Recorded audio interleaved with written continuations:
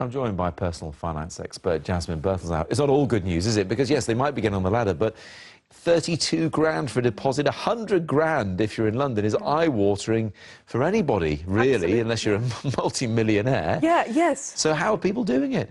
Well, I think a lot aren't. If you talk to millennials, the only ones really that are finding a place, certainly in London, are those who've got bank of mum and dad, either parents or grandparents, who can at least help them with the deposit, if not necessarily help them with the mortgage itself. The right to buy scheme as well was touched upon there. That has made a difference, hasn't it?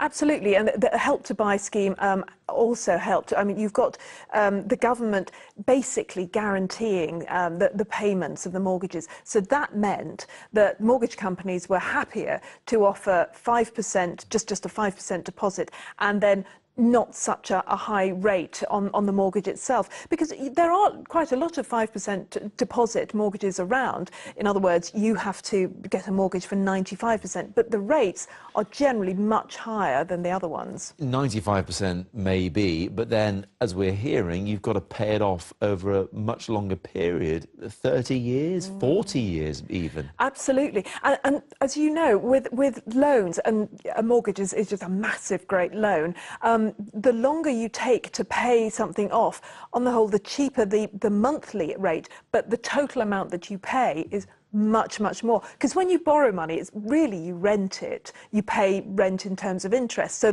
the more months, years that you take, the more in the end you're actually paying. But it does make it easier to pay in the short term, at least. In the short term, a final question, Jasmine, is this all sustainable?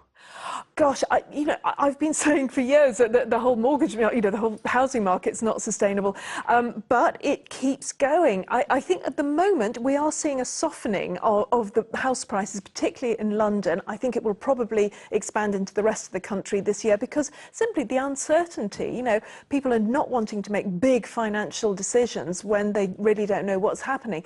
So that's a bit of a help, I think, to first-time buyers, but ultimately I think it's going to carry on going up, I'm afraid. Thanks, Jasmine. Thank you.